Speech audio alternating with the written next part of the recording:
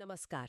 आज हम एक ऐसी किताब पर बात करने वाले हैं जो दिल के बहुत करीब के मामलों को छूती है।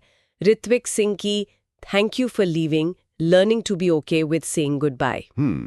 हमें जो जानकारी मिली है उसके मुताबिक पेंगुइन रैंडम हाउस इंडिया ने इसे पब्लिश किया था फरवरी 25 में। अच्छा। करीब 192 पेज की किताब है और इसमें कविता और गद्य मतलब पोइट्री और प्रोज का मिलाजुला रूप है। हाँ, ये कॉम्बिनेशन काफी दिलचस्प होता है अक्सर। बिल्कुल, और सीधी दिल पर असर करती है। और ऐसा लगता है कि ये खास तौर पर उन लोगों के लिए लिखी गई है जो हर एहसास को बहुत गहराई से जीते हैं। इंटेंस फील करने वाले लोग। हाँ, और जो छोटी छोटी बातों पर भी बहुत ज्यादा सोचते हैं, जिन्हें हम अक्सर ओवर थिंकर कह देते हैं। हाँ, ओवर थिंकर्स। या फिर उन लोगों के लिए जो किसी रिश्ते के टूटने, किसी अपने को खोने या जिंदगी के किसी बड़े मोड़ से गुजर रहे हैं और उसका जो भावनात्मक बोझ है उससे जूझ रहे हैं। समझ गया, मतलब मुश्किल दौर से गुजरने वालों के लिए। हाँ, तो आज हमारी कोशिश रहेगी कि इस किताब की आत्मा को समझें। ये कैसे कहती है कि किसी को अलविदा कहना या किसी का चले जाना सिर्फ दर्दनाक ही नहीं बल्कि एक ऐसा मोड़ भी हो सकता है जो हमें अंदर से बदल दे, हमें कुछ सिखा जाए। एक ट्रांसफॉर्मेटिव अनुभव मतलब। बिल्कुल। किताब का नजरिया ये है कि किसी चीज के खत्म होने को नाकामी समझने के बजाय, हाँ, जो अक्सर होता है, हाँ, उससे अपने अंदर झांकने और आगे बढ़ने का एक मौका माने। बिल्कुल। चलिए इसी सोच के साथ शुरू करते हैं। बिल्कुल। और ये किताब ने शुरुआत में ही उस दर्द की नस पकड़ लेती है, ऐसा लगता है। ये उस अंदरूनी खालीपन की बात करती है जब कोई इंसान किसी रिश्ते में अपना सब कुछ लगा देता है। मतलब जरूरत से ज्यादा प्यार, जरूरत से ज्यादा भावनाएं, जरूरत से ज्यादा सोच। हाँ, जब आप बहुत ज्यादा इन्वेस्ट कर देते हैं। बिल्कुल। और बदले में उसे वैसा जुड़ाव या वो सुकून नहीं मिलता। अच्छा। ये अकेलेपन, उदासी, एक अजीब सी कमी महसूस होने का मिला जुला एहसास है। दिलचस्प बात यह है कि किताब इसे कोई कमी या कोई बीमारी नहीं मानती। अच्छा। वो कहती है कि ये बहुत ज्यादा महसूस करना इंसान होने का हिस्सा है। सही बात है। और अगर कोई ऐसा महसूस कर रहा है तो वो अकेला नहीं है। दुनिया में बहुत से लोग हैं जो भावनाओं की इसी गहराई से गुजरते हैं। हाँ, ये जानना ही अपने आप में थोड़ी राहत देता है कि ऐसा महसूस करने वाले अकेले नहीं हैं। बिल्कुल। तो इस दर्द को पहचानने के बाद किताब छोड़ने या जाने देने के मुश्किल कदम पर कैसे बात करती है। हाँ। क्योंकि यही तो सबसे कठिन हिस्सा लगता है ना। हाँ, बिल्कुल। और यहीं पर किताब का नजरिया सामने आता है। ये कहती है कि अलविदा कहना सिर्फ एक भावुक फैसला नहीं है, बल्कि कई बार ये एक सोचा समझा सचेत चुनाव होता है। सचेत चुनाव मतलब उन लोगों या उन हालातों को अलविदा कहना जो लगातार हमें ठेस पहुंचा रहे हैं, हमारी मानसिक शांति छीन रहे हैं। हाँ, ये एक तरह से अपनी भलाई के लिए स्टैंड लेना है, ना कहना सीखना है, या उस स्थिति से पीछे हटना है जो हमें नुकसान पहुंचा रही है। अच्छा, तो ये कमजोरी नहीं है। नहीं, बिल्कुल नहीं। ये अपनी हिफाजत करने का तरीका है। मतलब ये हुआ कि भावनाओं के ज्वार में बहकर नहीं बल्कि सोच समझकर ये तय करना कि अब बस। एग्जैक्टली। पर अक्सर ये कहना आसान होता है, करना मुश्किल, खासकर रिश्तों में जहां आदतें और डर वो हमें रोके रखते हैं। आपने बहुत सही मुद्दा उठाया।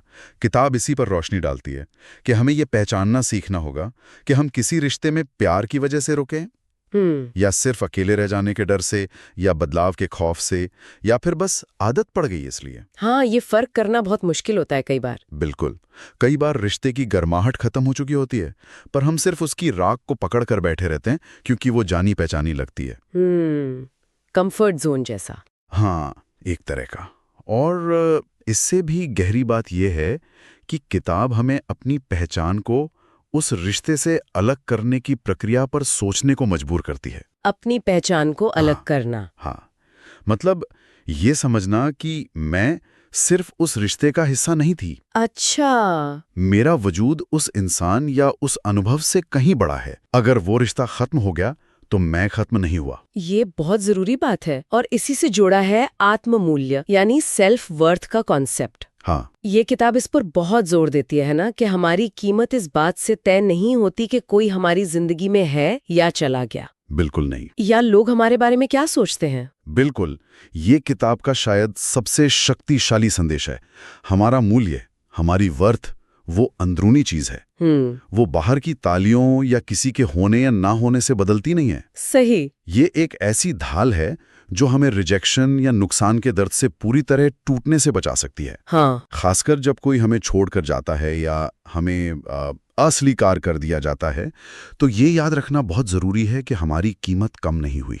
वो अंदरूनी चमक बरकरार है, भले ही बाहर अंधेरा महसूस हो रहा हो। ये सुनने में बहुत हिम्मत देता है सच में। तो ठीक है, दर्द समझ लिया, जाने देने की जरूरत महसूस कर ली, अपनी कीमत को पहचाना। पर इसके बाद आता है वो मुश्किल सफर जिसे हम हीलिंग या भावनात्मक उपचार कहते हैं। हाँ, हीलिंग प्रोसेस। किताब इस सफर में कैसे हमारा हाथ थामती है? किताब इस सफर के 3 अहम पड़ाव बताती है, जैसा कि हमें स्रोत सामग्री से पता चलता है। क्या है वो? स्वीकृति यानी एक्सेप्टेंस, ओके। आत्मचिंतन रिफ्लेक्शन, और आत्मकरुणा सेल्फ कंपैशन। अच्छा, स्वीकृति, आत्मचिंतन और आत्मकरुणा। हाँ, स्वीकृति यानी जो हुआ जैसा हुआ उसे मान लेना, बिना काश ऐसा ना होता वाली कड़वाहट के। जो कि मुश्किल है, बहुत मुश्किल।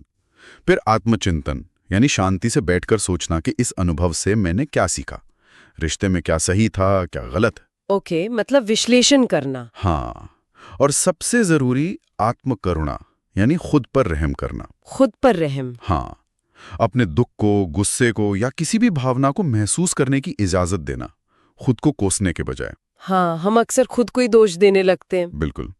तो ये तीसरा कदम बहुत महत्वपूर्ण है। और शायद यहीं पर किताब का वो कविता और गद्य का मिश्रण काम आता है, मतलब भावनाओं को बाहर निकालने में। हाँ, बिल्कुल सही पकड़ा आपने। किताब में जिस तरह कच्ची अनफिल्टर्ड भावनाओं को शब्दों में पिरोया गया है, चाहे वो कविता हो या गद्य, वो पाठक को अपनी खुद की दबी हुई भावनाओं से जुड़ने का एक मौका देता है। कई बार हम समझ नहीं पाते कि हम क्या महसूस कर रहे हैं या उसे व्यक्त करने से डरते हैं। हाँ, होता है ऐसा। तो किताब के शब्द एक आईना बन सकते हैं और उन्हें पढ़कर अपनी भावनाओं को समझना और उन्हें बाहर निकालना, जिसे हम कैथारसिस कहते हैं। कैथारसिस, भावनात्मक सफाई। हाँ, बिल्कुल, वो मुमकिन हो पाता है। ये एक तरह का भावनात्मक बोझ हल्का करना है। और यादों का क्या? वो तो इस सफर में बहुत परेशान करती हैं। कभी अच्छी यादें रुलाती हैं, कभी बुरी यादें गुस्सा दिलाती हैं। हाँ, यादें। किताब यादों की इस दोहरी तलवार वाली प्रकृति को भी स्वीकार करती है। अच्छा। हाँ, यादें चुभ सकती हैं, खासकर ताजे जख्मों पर, ये सच है। लेकिन किताब ये भी याद दिलाती है कि यही यादें हमारे सीखने का जरिया भी हैं। सीखने का जरिया कैसे? वो हमें बताती हैं कि हम कहाँ थे, हमने क्या अनुभव किया, और शायद ये भी कि हम भविष्य में क्या अलग तरीके से करना चाहेंगे। अच्छा। वो सबक का खजाना है जिन्हें अगर सही नजरिए से देखा जाए तो वो हमें आगे बढ़ने में मदद कर सकती हैं, हमें फंसाए रखने के बजाय। नजरिए की बात है। हाँ, बिल्कुल। क्या किताब एक हैप्पी एंडिंग या नई शुरुआत की तस्वीर पेश करती है? हैप्पी एंडिंग शायद सही शब्द ना हो, क्योंकि जिंदगी हमेशा सीधी रेखा में नहीं चलती ना। हाँ, ये तो है। लेकिन हाँ, किताब निश्चित रूप से आगे बढ़ने और खुद को फिर से पूरा महसूस करने की बात करती है। पूरा महसूस करना? हाँ, उस टूटे हुए, बिखरे हुए एहसास से निकलकर खुद को फिर से जोड़ने और मजबूत महसूस करने की तरफ एक बदलाव। ये बदलाव को गले लगाने की बात है। ये समझने की बात है कि जब एक दरवाजा बंद होता है तो अक्सर वो नई खिड़कियां खुलने की वजह बनता है। हाँ, कहा जाता है ऐसा। और ये नई खिड़कियां नए रिश्ते हो सकते हैं, खुद को जानने का एक नया सफर हो सकता है, या जिंदगी में कोई नया मकसद या जुनून मिल जाना हो सकता है। अंत अक्सर एक नई शुरुआत की भूमिका तैयार करते हैं। ये उम्मीद जगाता है। लेकिन ये जो अलविदा कहना है, हाँ, अनुसार अच्छी तरह से अलविदा कहने का मतलब है बदले की भावना या कड़वाहट को मन में ना पालना। ओके। इसका मतलब है कि जो था, जैसा था, उसके लिए मन में एक तरह का आभार रखना। आभार मुश्किल लगता है ये तो। हाँ, मुश्किल है पर जरूरी। उन अच्छे पलों के लिए आभार, उन सबकों के लिए जो उस रिश्ते या अनुभव ने दिए, और अपनी भावनाओं को दबाने के बजाय उनसे सीखना।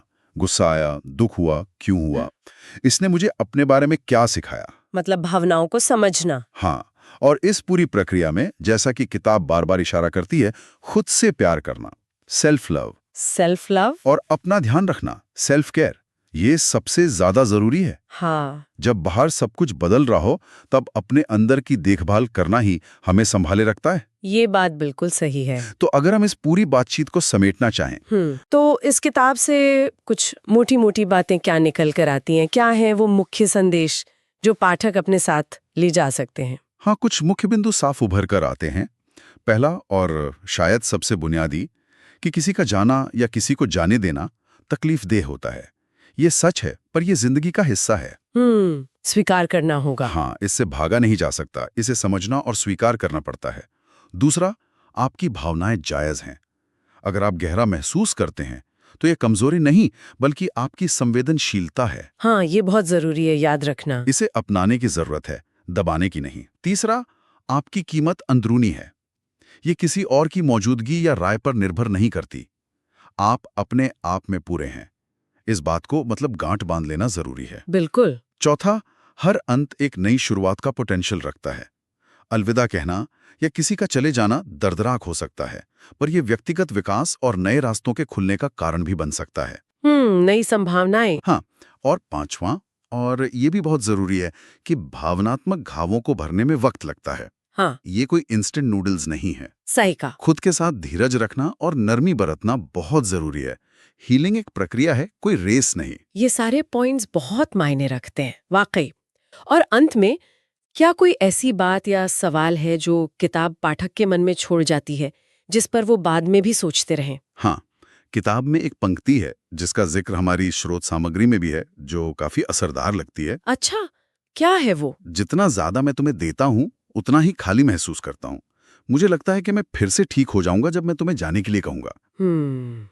जितना ज्यादा मैं तुम्हें देता हूँ, उतना ही खाली महसूस करता हूँ। हाँ, ये सोचने पर मजबूर करती है कि क्या कई बार किसी रिश्ते या स्थिति को पकड़े रखना हमें अंदर से खोखला कर रहा होता है। हाँ। और क्या उसे जाने देना, उसे अलविदा कहना, असल में खुद को बचाने, खुद को वापस पाने का पहला कदम है? ये तो बहुत गहरा सवाल है ना?